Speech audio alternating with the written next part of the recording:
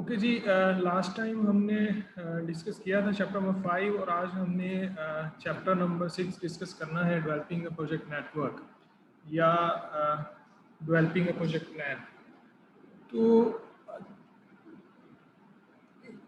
In a layman language क्या मतलब है प्रोजेक्ट प्लान, क्यों डेवलप किया जाता है प्रोजेक्ट प्लान और इसका क्या फ़ायदा हो सकता है? एनीबॉडी?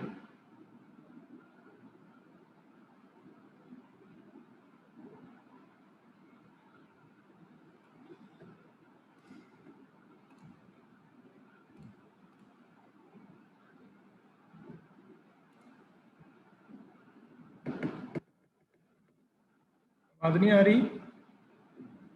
सर जब तक प्रोजेक्ट को प्लान नहीं करेंगे हमें नहीं पता चलेगा कि हमने कितने टाइम में जो है जो आपने बताया था कि प्लान प्रोजेक्ट क्या होता है कि कितने टाइम में हमने कवर करना है उसे, कितना बजट लगेगा, ये सब कुछ हमें जब तक प्रोजेक्ट को प्लान नहीं करेंगे हमें वो पता नहीं चलेगा।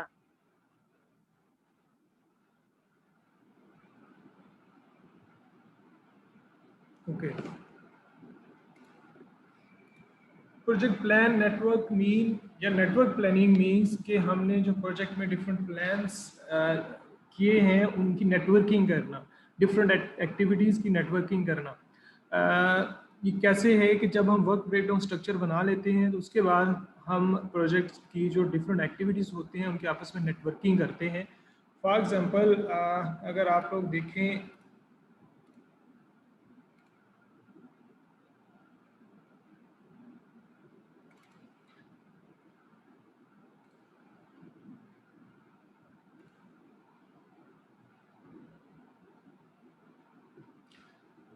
अगर आप ये पीपीटीज में आप लोगों को नज़र आ रहा है कि एक प्रोजेक्ट है, उसकी डिफरेंट उन्होंने वर्क ब्रेकडाउन स्ट्रक्चर बनाए जिसमें स्पेसिफिकेशन है, डॉक्यूमेंटेशन है, देन प्रोटो 1 है, देन प्रिलिमिनरी सॉफ्टवेयर है, फिर फाइनल प्रोटो है, उसके बाद फाइनल सॉफ्टवेयर है, उसके बाद टेस्ट है।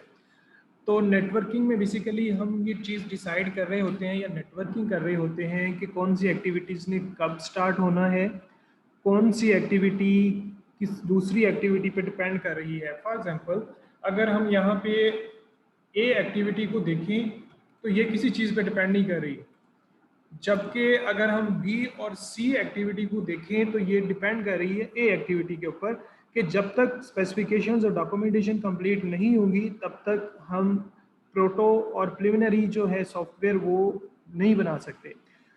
ए एक्टिविटी पे फॉर एग्जांपल 2 दिन लगते हैं, उसके बाद 2 दिन के बाद बी एक्टिविटी और सी एक्टिविटी स्टार्ट हो जाती है, लेकिन बी एक्टिविटी पे 5 डेज लगते हैं और जो सी एक्टिविटी पे है उस पर 3 डेज लगते हैं।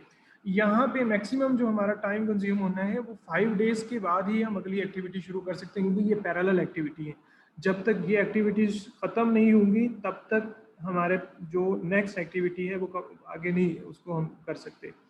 इसके बाद जिस तरह डी एक्टिविटी भी है उसके 4 डेज लग रहे हैं बट कोई उसके पैरेलल एक्टिविटी नहीं है। जैसे ही ये 4 दिन में एक्टिविटी खत्म होगी उसके बाद फाइनल एक्टिविटी जिसमें फाइनल सॉफ्टवेयर है एफ एक्टिविटी आ जाएगी, इसी तरह नेक्स्ट एक्टिविटी आ जाएगी।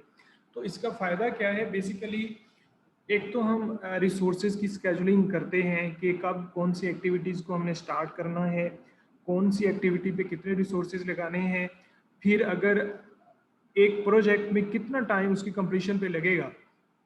ठीक है, फॉर एग्जांपल इसमें अगर हम काउंट कर लें कि 2 दिन ए एक्टिविटी पे लग रहे हैं और बी और सी एक्टिविटी पे कितने दिन लग रहे हैं, 5, तो ये 7 हो गए। इसके बाद 4 डेज लग रहे हैं डी एक्टिविटी पे, फिर 2 लग रहे हैं, फिर 3। अगर हम इनको ऐड कर लें तो ये टोटल हमारे पास टाइम जो है वो हम प्रिडिक्ट कर सकते हैं कि एक प्रोजेक्ट जो है वो फॉर एग्जांपल 15 डेज में कंप्लीट हो जाएगा या 17 डेज में कंप्लीट हो जाएगा। तो नेटवर्किंग का ये फ़ायदा है।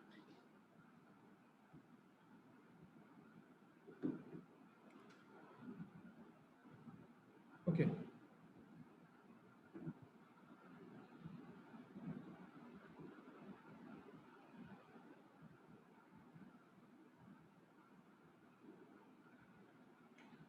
डेवलपिंग द प्रोजेक्ट प्लान क्यों बनाते हैं और प्रोजेक्ट नेटवर्किंग होता क्या है? A flow chart that graphically depicts the sequence, interdependencies and start and finish times of a project job plan of activities that is a critical path through the network. Basically हम networking में करते क्या है कि graphically sequence बनाते हैं different activities का, फिर उस पर ये चीज़ हम मेंशन करते हैं कि कौन सी एक्टिविटी जो है वो किस दूसरी एक्टिविटी पे जो है डिपेंड कर रही है। जिस तरह हमने देखा था कि बी और सी एक्टिविटी जो है वो पैरेलल हैं, बट वो ए एक्टिविटी पे डिपेंड कर रही है। जब तक हमारे पास जो प्रीसीडिंग एक्टिविटी है वो कंप्लीट नहीं होती, तब तक हम नेक्स्ट एक्टिविटी को जो उस पर डिपेंड कर रही है उसको स्टार्ट नहीं कर सकते।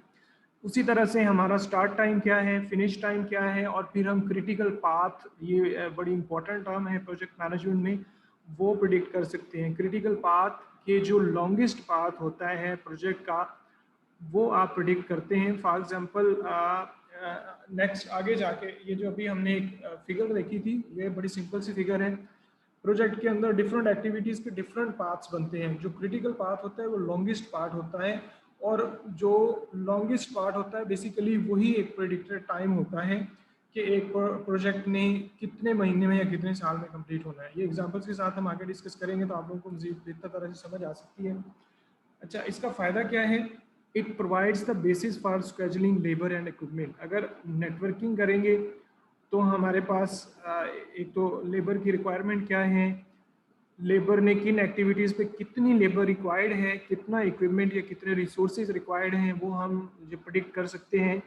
Enhances the communication among project participants. फिर उसके बाद प्रोजेक्ट जो पार्टिसिपेंट्स हैं उनमें बेहतर कम्युनिकेशन हो सकती है। किस तरह से हो सकती है कि अब हम क्लियर है हमें कि ए एक्टिविटी पे कितने लोगों ने काम करना है, आया कि वो लोग टेक्निकल लोग होंगे या कौन से लोग होंगे, उसको कितनी उनको लेबर रिक्वायर्ड है, कितने इक्विपमेंट्स चाहिए, तो आपस में बेहतर कोऑर्डिनेशन हो सकती है। It provides an estimate of the project duration. फिर प्रोजेक्ट ड्यूरेशन का एस्टिमेशन आसानी से हो सकता है। उसके बाद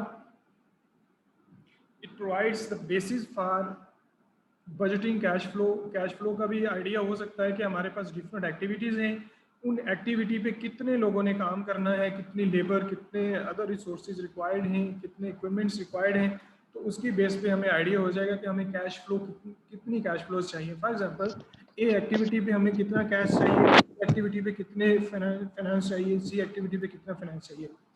identifies activities that are critical. फिर उसके बाद क्रिटिकल एक्टिविटीज़ का हो सकता है कि जो ज़्यादा क्रिटिकल एक्टिविटी हैं वहाँ पे बेहतर कंसिडरेशन या बेहतर कोऑर्डिनेशन चाहिए।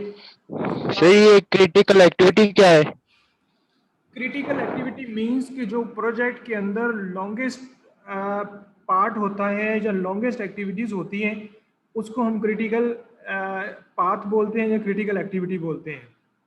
फॉर एग्जांपल हमारे पास एक एक्टिविटी का फ्लो चल रहा है, उसमें हमने किसी प्रोडक्ट की डिज़ाइनिंग करनी है, उस प्रोडक्ट को डेवलप करना है, तो उस पर जितना टाइम लगेगा वो हमारे लिए वो क्रिटिकल पाथ हो सकता है।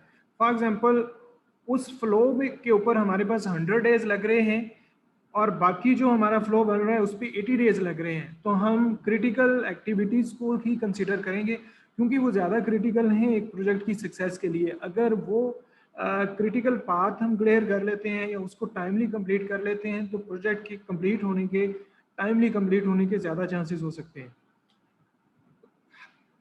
It highlights the activities that are critical and can not be delayed. कि जो एक्टिविटी जिनको डिले नहीं किया जा सकता, ऐसी एक्टिविटी अगर उनको डिले करेंगे तो ओवरऑल प्रोजेक्ट का जो है वो ड्यूरेशन बढ़ सकता है। उसको हम क्रिटिकल पाथ बोलते हैं या क्रिटिकल एक्टिविटी बोलते हैं। कुछ समझ आइए? सर जैसे आपने पीछे अभी ग्राफ में हमें बताया था ना, उसमें जो है ना बी और सी जो था वो हमारा क्रिटिकल पाथ लाएगा, जिसमें क्योंकि उसमें डेज ज्यादा लग रहे थे। सर समझ ऐसे ही है ना? सिंपल इसकी ये डेफिनेशन है, एक ऐसी एक्टिविटी जिसको डिले करने से पूरा प्रोजेक्ट का ड्यूरेशन डिले हो सकता है। फॉर एग्जांपल अगर हम दोबारा उस पर जाएं तो जो बी एक्टिविटी थी उस पर 5 डेज लग रहे थे, सी एक्टिविटी पे 3 डेज लग रहे थे, वो दोनों पैरेलल एक्टिविटी थी। जो बी एक्टिविटी है अगर हमने उसको डिले किया, सर अस्सलाम वालेकुम, sorry for interruption. Sir kindly वो ग्राफ दोबारा दिखाइएगा। आपकी आवाज सही नहीं आ रही, रिपीट करें।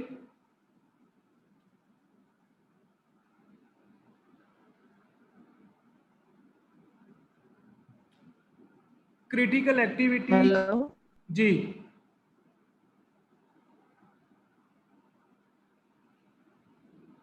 सर वो कह रही है कि दोबारा रिपीट कर दें।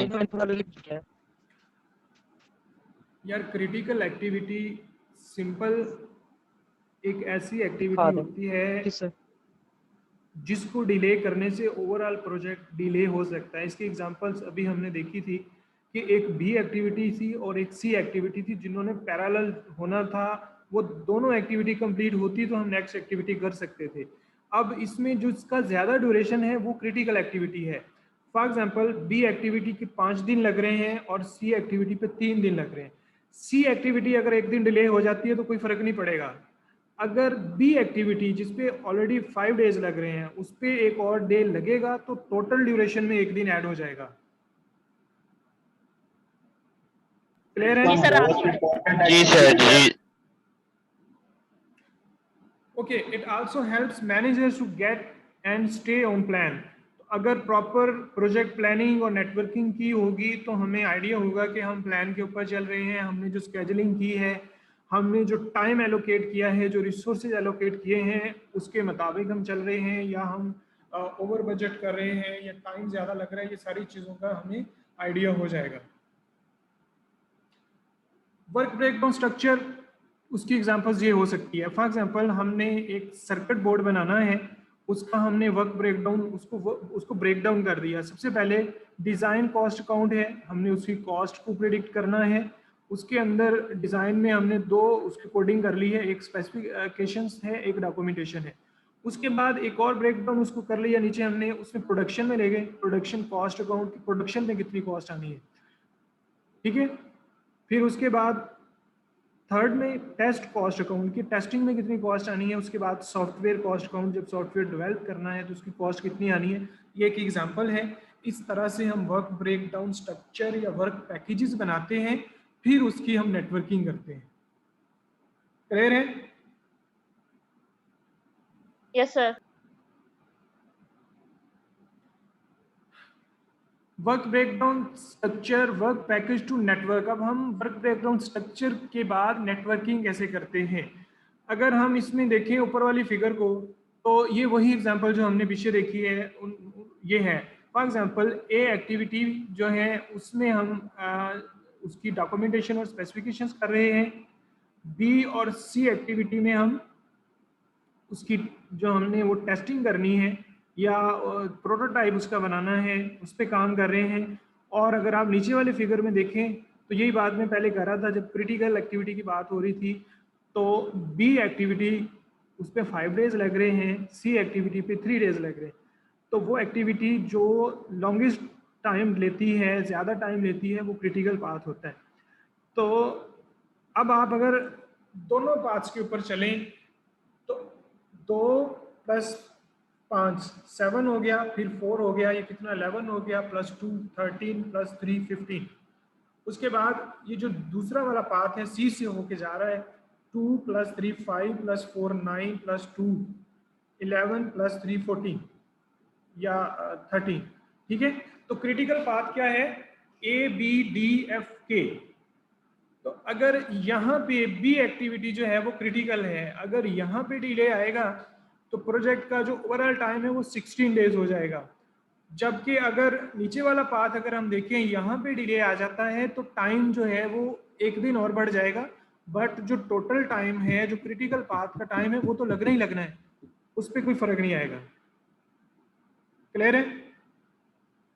यस सर, क्लियर है। बाकी लोगों को समझ आ रही है या रिपीट कर दूं? ये बड़ा इंपॉर्टेंट चैप्टर है, आप लोगों ने रीड करना है। नेक्स्ट क्लास में हम दोबारा जो चीज़ें आप लोगों को समझ नहीं आएंगी वो देख लेंगे, but examination point of view से या ओवरऑल अगर हम प्रोजेक्ट मैनेजमेंट के कंसेप्ट्स की बात करें तो ये बड़ा इंपॉर्टेंट चैप्टर है, इसलिए इसको समझें, इसको रीड करें, और अगर कहीं पे कोई कन्फ्यूजन होगी तो हम नेक्स्ट लेक्चर में देख लेंगे।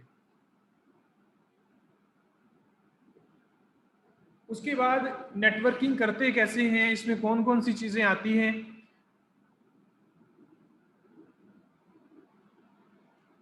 सबसे पहले तो इसकी टर्मिनोलॉजीज, इसको नेटवर्किंग जब हम करते हैं तो डिफरेंट टर्मिनोलॉजीज यूज होते हैं। उसमें सबसे पहले है activity. Activity an element of the project that require time. जो भी चीज़ जिसको बनाने में, जिसको करने में टाइम रिक्वायर्ड होगा उसको हम एक्टिविटी कहते हैं। फॉर एग्जांपल हम इसको ए एक्टिविटी, ए में हमने क्या करना है, हमने डॉक्यूमेंटेशन करनी है, अगर उस पर टाइम रिक्वायर्ड है तो वो एक्टिविटी बन जाएगी। merge activity, an activity that has two or more preceding activities on which it depends। अगर एक एक्टिविटी पे कोई दूसरी एक्टिविटीज डिपेंड कर रही हैं तो वो मर्ज एक्टिविटी होगी। फॉर एग्जांपल यहाँ पे जो ए और बी एक्टिविटीज हैं वो मर्ज एक्टिविटीज हैं। उसके बाद पैरेलल एक्टिविटीज हैं, activities that can take place at the same time if the manager wishes. Excuse me sir, sir ये बात समझ नहीं आई कि ए और बी कैसे मर्ज एक्टिविटीज हैं। सर आपने कहा कि, सर ये थोड़ा सा एक्सप्लेन कर दें इसको दोबारा। ए और बी मर्ज एक्टिविटीज इसलिए हैं कि उस पर नेक्स्ट एक्टिविटीज जो है वो डिपेंड कर रही हैं। An activity that has two or more preceding activities on which it depends, जिस पे वो डिपेंड कर रही है। इसको आगे नेक्स्ट स्लाइड में मैं मजीद डिटेल से आपको एग्जाम्पल समझा दूंगा। ये देखें जरा, मर्ज एक्टिविटी यहाँ पे जो डी, सॉरी उलट हो गया, जो डी एक्टिविटी है वो मर्ज एक्टिविटी है क्योंकि वो डिपेंड कर रही है ए, बी और सी के ऊपर। अब समझ आया? Yes sir. ठीक है सर, यानी कि इसको हम इस तरह से कह सकते हैं कि जो हमारी पहली दो एक्टिविटीज हैं ए और बी, वो कंबाइन होकर नई एक्टिविटी थर्ड जो डी है वो बना रही है। नहीं, इसको हम इस तरह से कह सकते हैं कि ये जो ए और बी और सी एक्टिविटीज हैं जब तक ये कंप्लीट नहीं होंगी हम अगली पे नहीं जा रहे, यानी कि ये पैरेलल एक्टिविटीज हैं और जब तक ये कंप्लीट नहीं होगी हम नेक्स्ट पे मूव नहीं कर सकते।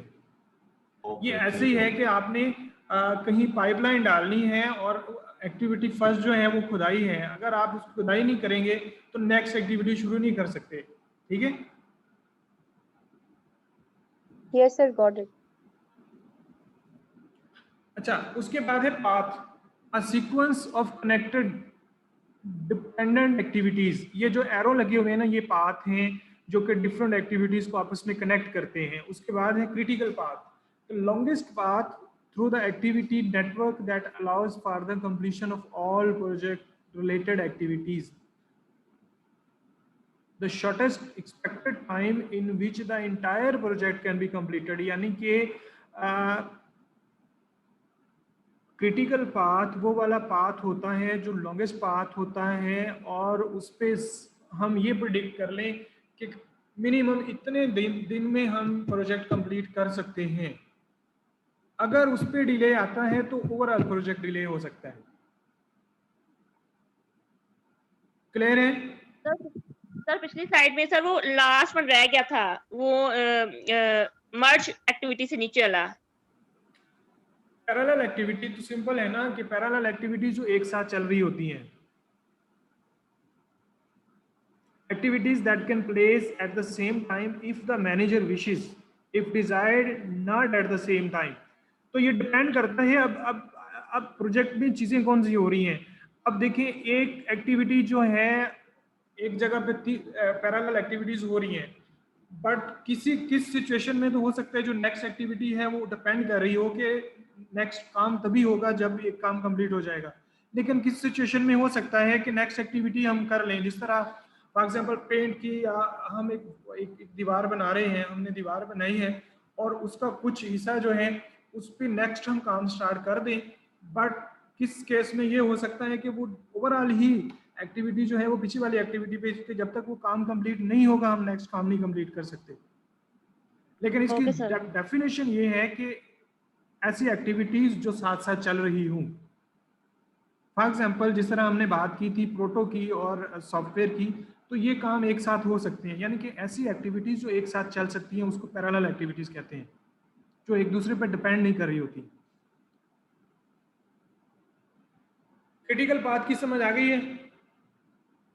क्योंकि Yes, आगे sir. आगे हमारे पास इसके न्यूमेरिकल्स भी आने हैं, इसकी कैलकुलेशंस भी आनी है, और आप लोगों को इस तरह के क्वेश्चन भी हो सकते हैं कि एक आपको ये हम सॉल्व भी करेंगे आगे एग्जांपल्स में, कि आपको एक डायग्राम दे दी जाए, उस पर जो अप्रोक्सीमेट टाइम है वो डिफरेंट एक्टिविटीज़ पे लगते हैं वो दे दीजिए, और आपसे कहा जाए जी क्रिटिकल पाथ निकालें, इसका क्रिटिकल पाथ क्या है वो आप लोगों ने कैलकुलेशन करनी है, इसलिए इन कंसेप्ट को समझना बहुत ज़रूरी है। अगर किसी को कोई कन्फ्यूजन है तो दोबारा डिस्कस कर सकते हैं, पूछ सकते हैं।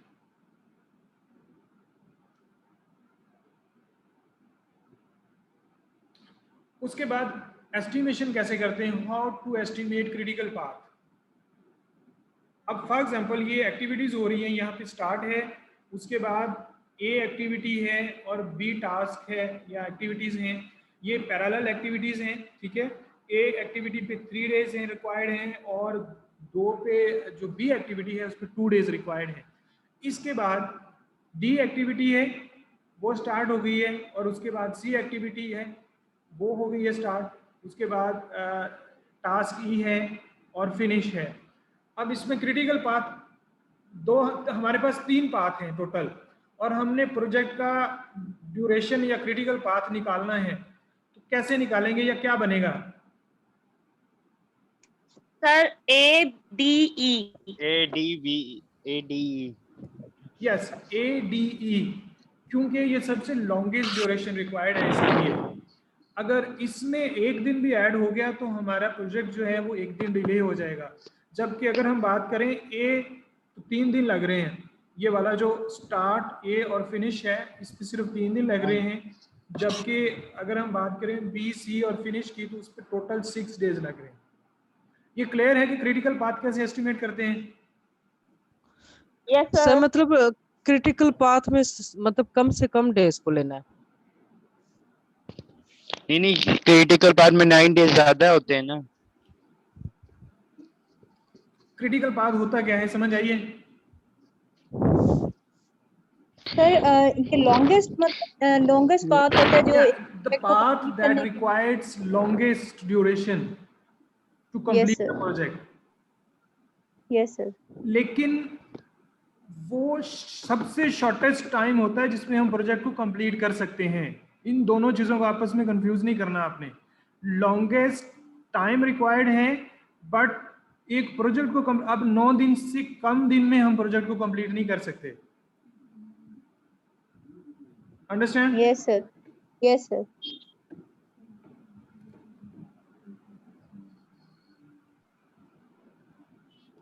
उसके बाद इवेंट है, event in time when an activity is started और कंप्लीटेड। जब एक एक्टिविटी स्टार्ट होती है या कंप्लीट होती है तो उसको हम प्रोजेक्ट मैनेजमेंट की लैंग्वेज में इवेंट कहते हैं। It does not consume time, ठीक है। जब वो कंप्लीट हो गई या स्टार्ट हो गई तो उसको हम इवेंट कहेंगे, बट उसको टाइम नहीं कंज्यूम करता। हम जब एक एक्टिविटी स्टार्ट कर रहे होते हैं तो हम इवेंट उसको कह सकते हैं, या एक एक्टिविटी कंप्लीट होगी तो वो एक इवेंट हो सकता है। उसके बाद ब्रस्ट एक्टिविटी। सर इसमें एंड की तो बात समझ आ गई कि अगर एंड हो गया तो उसने टाइम कंज्यूम नहीं किया, लेकिन अगर स्टार्ट हो रहा है तो वो टाइम तो कंज्यूम करेगा जब तक वो एंड नहीं हो जाता। नहीं, उसका स्टार्टिंग पॉइंट इवेंट कहला सकता है, या जब वो कंप्लीट हो गया तो वो उसको हम इवेंट कह सकते हैं। ये से मतलब सिर्फ पॉइंट जहाँ पे स्टार्ट हुआ है वो पॉइंट और जहाँ पे एंड हुआ, दरमियान में नहीं। Yes sir. हाँ, उसमें यानी कि उसमें टाइम रिक्वायर्ड नहीं है, टाइम को आपने उसमें नहीं कंज्यूम उसमें ऐड करना। Yes sir. उसके बाद ब्रस्ट एक्टिविटी है, ये बिल्कुल मर्ज एक्टिविटी के उलट है कि अगर कुछ एक्टिविटीज अपनी प्रोसीडिंग एक्टिविटी पे डिपेंड कर रही हैं तो उसको हम ब्रस्ट एक्टिविटी कहते हैं। For example activity B C and D depends on A activity, कि जब तक ए एक्टिविटी कंप्लीट नहीं होगी तो बी सी और डी को हम नहीं कर सकते। तो जैसे आपने कहा था कि अगर पाइपलाइन डालनी है तो खुदाई पहले जरूरी है, ये ब्रस्ट एक्टिविटी हो जाएगी खुदाई। ये ब्रस्ट हो सकती है जब तक यानी कि वो एक्टिविटी कंप्लीट नहीं होगी हम नेक्स्ट एक्टिविटी नहीं कर सकते, उसको ब्रस्ट एक्टिविटी कहते हैं। An activity that has more than one activity immediately following it, more than one dependencies arrow following from it. तो एक एक्टिविटी जिसपे एक या एक से ज़्यादा एक्टिविटी डिपेंड कर रही हूँ उसको हम ब्रस्ट एक्टिविटी कहते हैं। उसके बाद इनको करने के लिए 2 अप्रोचेस यूज होती है। एक्टिविटी ऑन नोड, यानी कि जो ये फिगर बनाई है इसको दो अप्रोचेस यूज करके बनाते हैं, एक्टिविटी ऑन नोड। ये जो हमने बॉक्स बना के इस पे लिखा हुआ है, एक्टिविटी का नंबर डाला हुआ है ABC जो भी, इसको हम नोड कहते हैं। Uses a node to depict activity, यानी कि किसी एक्टिविटी को जाहिर करने के लिए नोड डालते हैं, इसको नोड कहते हैं। और एक्टिविटी ऑन एरो, और जो एरो से हम देखते हैं कि कौन सी एक्टिविटी किस एक्टिविटी पे डिपेंड कर रही है, जो एरो डालते हैं या डायरेक्शन डालते हैं, उसको हम एक्टिविटी ऑन एरो कहते हैं। सर जी इस डायग्राम में बस्ट एक्टिविटी कौन सी होगी? इसमें B, C और D जो है वो बेस्ट एक्टिविटीज हैं। और ए जो है सर वो मर्ज एक्टिविटी? मर्ज एक्टिविटी नहीं है ये। Sorry sir. एरो अगर उलट हो जाएंगे फिर हो सकती है, अगर सारे एरो एक ही तरफ आ जाएं तो फिर ये हो सकती है। सर एक एक लाएगी। क्या होगा? सर इसमें ए बर्स्ट नहीं होगी कि ए जो है an activity that has more than one Yes, activity yes. Immediately. A burst activity है। सर ए बस्ट एक्टिविटी है? हाँ, ए बर्स्ट है। ए ऐसी एक्टिविटी जिसके ऊपर दूसरी एक्टिविटी डिपेंड कर रही हूँ, यानी कि जब तक वो एक्टिविटी कंप्लीट नहीं होगी बाकी एक्टिविटीज को हम स्टार्ट नहीं कर सकते, तो यहाँ पे ए बर्स्ट एक्टिविटी है। Sir then B, C and D क्या कहलाएगी? वो डिपेंडेंसीज या प्रोसीडिंग एक्टिविटीज है ना, वो इमीडिएटली उनको फॉलो करना है, यानी कि वो तब तक हम उसको स्टार्ट नहीं कर, उसको हम एक्टिविटीज ही कहेंगे। अगर हम बर्ज और उसकी ब्रस्ट और मर्ज की बात करें तो यहाँ पे ए जो है ये ब्रस्ट है। अगर इसके एरो एक ही तरफ आ रहे होंगे इनकी, तो वो फिर ए मर्ज हो सकती है। अगर सर हम इसके एरो जो है वो अपोजिट साइड पे डाल दें तो बी सी डी जो है वो मर्ज एक्टिविटीज होंगी, जैसे मैं समझाऊं।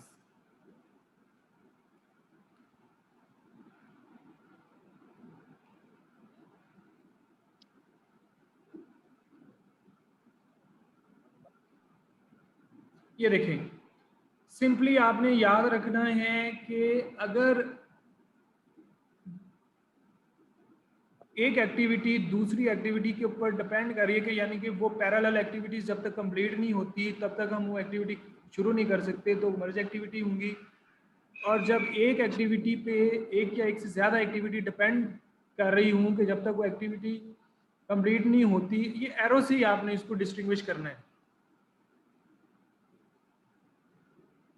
इसमें जो सर एक्सट्रीम राइट पे डायग्राम है वो बर्स्ट एक्टिविटी की है और जो लेफ्ट साइड पे डायग्राम है वो मर्ज एक्टिविटी जी की है। जी एम आई राइट? जी। कुछ क्लियर हुआ है कि अभी भी है कंफ्यूजन? यस सर सर आप क्लियर है। क्लियर है। अच्छा, जब हमने ये फिगर या डायग्राम बनानी है तो उसकी दो चीज़ें हैं, दो अप्रोचेस हैं। एक तो एक्टिविटी ऑन नोड, तो ये जहाँ से एक्टिविटी को या हम शो करते हैं, डिपिक्ट करते हैं, उसको हम एक्टिविटी ऑन नोड कहते हैं। और जिस एरो से हम वो पाथ बनाते हैं उसको हम एक्टिविटी ऑन एरो कहते हैं। उसके बाद ये ब्रस्ट और मर्ज एक्टिविटीज़ की एग्जांपल्स हैं। ये आगे जाके जब हम बनाएंगे, एक्चुअली ये ड्रॉ करेंगे, तो फिर आप लोगों को मज़ीद अच्छी तरह समझ आएगी कि ब्रस्ट और किस तरह से बनती है या इनमें क्या फ़र्क है। सर ये लास्ट स्लाइड रिपीट करिएगा, ये जो नोड वाली थी। हाँ, इसमें क्या कंफ्यूजन? एक्टिविटी और नोड, सर ये इसको काइंडली रिपीट कर दें बस सर। या जब हम इस तरह की फिगर या डायग्राम बनाते हैं तो जिसको हम एक्टिविटी से शो करते हैं उसको एक्टिविटी और नोड कहते हैं। फॉर एग्जांपल ये जो बॉक्स बनाया हुआ है हमने जिसमें ए लिखा हुआ है, ये एक्टिविटी और नोड है। और जो एरो लगाते हैं जिससे हम पाथ शो करते हैं कि कौन सी एक्टिविटी किस पे डिपेंड कर रही है, उसको हम एक्टिविटी ऑन एरो कहते हैं। सर तो एक मतलब एक जो हमने डायग्राम बनाई है उसमें तो दोनों अप्रोचेस यूज हो रही है ना, एक्टिविटी ऑन नोड भी और दोनों हो रही एक्टिविटी है ऑन ना, एरो भी। दोनों हो रही हैं। Yes sir, yes sir. तो दो अप्रोचेस यूज ठीक है। होती हैं जब हम ये नेटवर्किंग करते हैं, एक्टिविटी ऑन नोड, ठीक है। Activity on arrow. Yes sir. तो सर ये तो कंपल्सरी होंगी ना ईच डायग्राम में, ये तो दोनों होती है ना, ये दो अप्रोचेस हैं जो यूज होती हैं जब हम नेटवर्किंग करते हैं। Okay sir, right. Okay ji, basic rules to follow in developing the project networks typically follow from left to right. तो ये इसकी जो जब हम नेटवर्किंग करते हैं तो इसके रूल्स हैं जो फॉलो करने होते हैं। एक तो आपने लेफ्ट से स्टार्ट करना है और राइट की तरफ जाना है। An activity can't begin until all proceeding connected activities are completed. तो जो भी उसकी प्रोसीडिंग एक्टिविटीज़ हैं जब तक वो नहीं कंप्लीट होती हैं आप नेक्स्ट एक्टिविटी स्टार्ट नहीं कर सकते। तो जब हम टाइम को प्रिडिक्ट करेंगे तो उस पर बड़ा इंपॉर्टेंट है। आप लोग देखेंगे कि किस तरह एक दिन का भी अगर फर्क पड़ता है तो पूरा प्रोजेक्ट जो है वो उसकी जो ड्यूरेशन है वो उससे कम या ज़्यादा हो सकती है। सर इसमें हम ये एग्जांपल दे सकते हैं कि जैसे हम अगर हमने एमबीए फाइनेंस करना है तो हमारी जो हमारा जो हमारा पिछली रिकॉर्ड है वो मतलब उससे फाइनेंस से रिलेटेड मतलब प्री रिक्विजिट्स वही होंगे तो हम मतलब आगे चल सकते हैं। हाँ, ये एग्जांपल हो सकती है। फॉर एग्जाम्पल किसी की अगर रिक्वायरमेंट है कि अगर आपने एमबीए फाइनेंस करना है तो उसकी जो प्रोसीडिंग एक्टिविटी ये हो सकती है कि आपने बीकॉम या ग्रेजुएशन जो है वो फाइनेंस के अंदर की है तो तभी है। तो जब तक आप नहीं करेंगे तो नेक्स्ट जो एक्टिविटी आप स्टार्ट नहीं कर सकते। Yes sir. उसके बाद arrows indicate precedence and flow and can cross over each other. तो जो डिफरेंट एक्टिविटीज़ हैं उसमें जो फ्लो होता है या एरोज होते हैं वो एक दूसरे को क्रॉस कर सकते हैं। ये जब हम बनाएंगे तो फिर आप लोग देखेंगे, ठीक है। Each activity must have a unique identity number. फिर उसके बाद जो डिफरेंट एक्टिविटीज़ हैं वो उसके जो नंबर्स हैं वो सिमिलर नहीं हो सकते, वो मिक्सअप हो जाएगा, पता नहीं चलेगा कौन सी एक्टिविटी है, किस एक्टिविटी में हमने क्या करना है। तो जो भी आपने नंबर देने हैं वो यूनिक होने चाहिए। और उसके बाद that is greater than any of its predecessor activities. तो जो भी प्रीडिसेसर एक्टिविटीज़ हैं उससे नंबर ग्रेटर होना चाहिए। फॉर एग्जांपल आप ए बी सी डी कर सकते हैं, 1 2 3 4 कर सकते हैं, ठीक है। उसके बाद लूपिंग इज नॉट अलाउड, तो आपस में उनकी लूपिंग नहीं होनी चाहिए। उसके बाद conditional statements are not allowed, और कंडीशनल स्टेटमेंट या जो आपने कंडीशनल नहीं करना चाहिए। फॉर एग्जांपल आप 5 डेज उसके लिए कर रहे हैं और आप उसको कंडीशन कर रहे हैं। सर ये लूपिंग क्या होता है? मीन कि आप एक्टिविटीज़ का लूप नहीं बनाना चाहिए आपको डिफरेंट एक्टिविटीज का। इससे जो है वो एक्टिविटीज़ जो है वो आपस में मिक्स हो सकती हैं। सर लूपिंग ये नहीं होगा कि एक एक्टिविटी जब से वो खत्म हुई है तो दोबारा से वो सारा प्रोसेस दोबारा से स्टार्ट हो जाएगा? कैसे? सर जैसे हम जब हम सी लैंग्वेज में जब हम कर रहे होते हैं तो हम वो कहते हैं कि जब ये स्टार्ट होगा तो हम दोबारा से ये चीज ऊपर वो चार्ट जो दोबारा से मतलब वो सारा जो प्रोसेस है उसको दोबारा से रिपीट करने लग जाएगा। मतलब इस सेंस में कह रहे हैं लूपिंग कि अगर एक प्रोजेक्ट है हम ए से बी सी डी गए हैं तो वो डी से दोबारा ए पे नहीं आना चाहिए, मतलब ये लूपिंग तो होगा। नहीं आना चाहिए ना ये पे। यस सर यही मैं पूछूंगी कि इस तरह आप बता रहे हाँ हैं कि जी, ये लूपिंग इस तरह होनी हाँ चाहिए। Yes sir. मतलब रिपीट नहीं होना चाहिए। हाँ। सर उसके बाद जहां तक सर मैं समझाऊं लूपिंग का मतलब ये हो सकता है कि जैसे एक रेपिटेशनल प्रोसेस है तो प्रोजेक्ट डेवलपमेंट में अगर एक प्रोसेस कंप्लीट हुआ है तो वो रुक जाए, उसके बाद उससे नेक्स्ट स्टेप चले, ना कि वही प्रोसेस जो है ना वो रिपीटेडली वही प्रोसेस चलता रहे। हाँ, तो ये हो सकती है ना एग्जांपल के, जिस तरह ए एक्टिविटी आपने कंप्लीट की है, आपने उसकी प्रोटोटाइप बना लिया है, तो अगर आप दोबारा से वो चीज़ करने लगेंगे तो वो ये चीज़ नहीं, उसको ये या ये प्रैक्टिस नहीं करनी चाहिए, नेक्स्ट एक्टिविटी आनी चाहिए।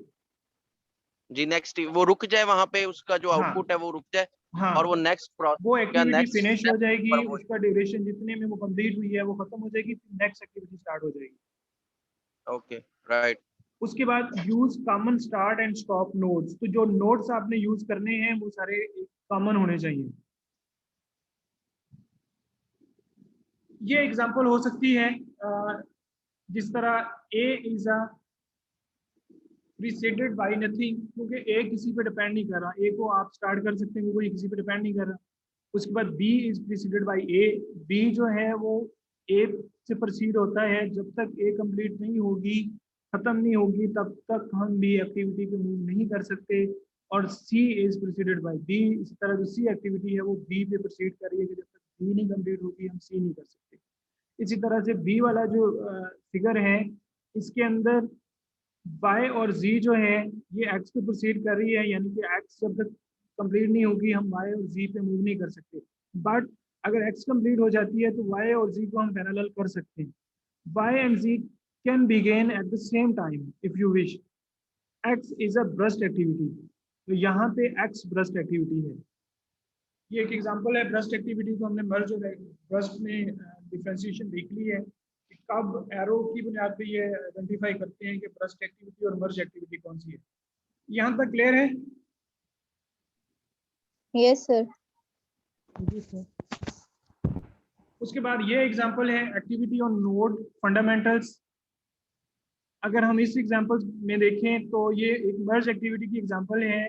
यहाँ पे जो एक्टिविटी जे के एल के